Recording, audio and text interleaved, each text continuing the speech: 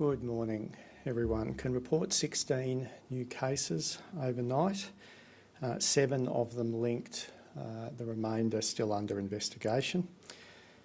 So far, none of today's cases were in quarantine during their entire infectious period, so we know at least 11 spent part of their infectious period in the community, and investigations are ongoing with the balance.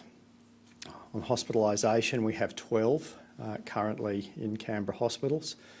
2 of those are New South Wales residents. We have 2 in intensive care, both requiring ventilation. Yesterday, 2,675 tests were conducted across the territory. That's higher than the previous days, but still a little lower than we would like. So again, if you have any symptoms, please come forward for testing straight away. Too many of our cases have been waiting days and days with symptoms before coming forward to get tested. That's why they've been infectious in the community for an extended period of time. And this would be one of the ongoing challenges of getting the number of infectious people in the community down, is the delay and the time that people are taking to come forward for testing when they've obviously got symptoms. So please, if you have any symptoms, you've got to come forward for testing.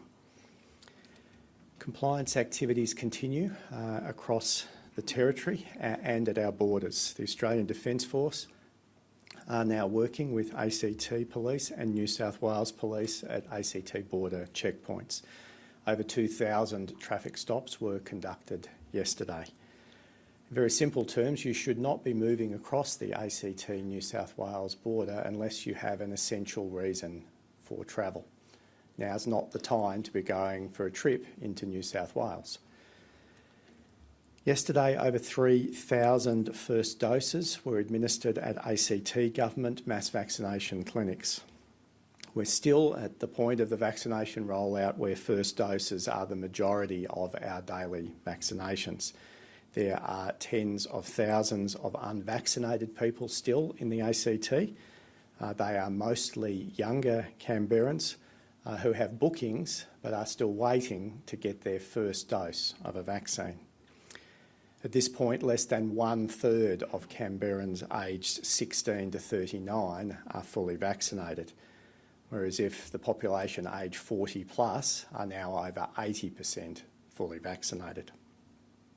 Can report that the Moderna vaccine has arrived and is available in significant quantity at local pharmacies. It's available right now for people who aren't vaccinated. Canberrans aged 12 to 59 are eligible to receive the Moderna vaccine.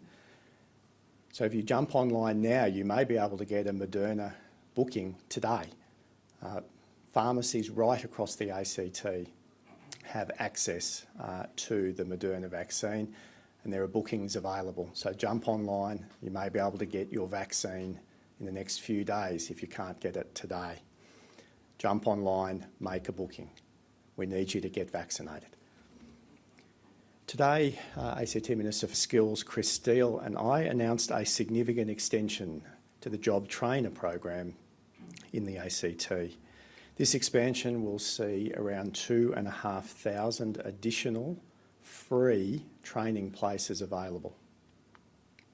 The Job Trainer extension will support a mix of full qualifications and short courses, with 575 training places reserved for aged care and 170 reserved for digital skills. The new funding will also support Canberrans who struggle to find a job, including those who've been out of work for an extended period. And it does this through providing places in pre-employment, pre-apprenticeship and foundation skills programs. The first of these new free training places will be available before the end of this current calendar year that will support ACT school leavers. Now, importantly, as we emerge from our lockdown, In partnership with the ACT Government and the Australian Government, so a joint initiative between the two, we're providing free training and short courses through the Infection Control Training Program. This is to assist local businesses to keep their workers and customers safe.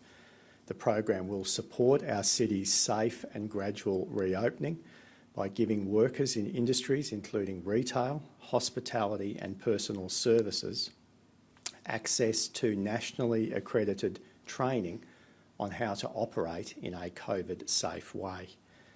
The expanded Job Trainer program and our continued investment in skills are an important part of meeting emerging workforce challenges as we emerge from the pandemic. These free training places are a huge opportunity to reopen our economy in a COVID-safe way and for individuals to get the skills they need to build a successful career in many different industries. Now, before I sign off today, it's the International Day of Sign Languages, and I'd like to take the opportunity to thank Cherie and Lauren, who are here today, and also Mandy for being with us every day and providing vital support to our deaf community. Thank you. In summary, for those who've joined late, we've recorded 16 new cases, which is pretty much in line with the 7-day rolling average for cases in the Territory. 7 of them are linked and are household contacts predominantly. We know at least 11 spent part of their time infectious in the community.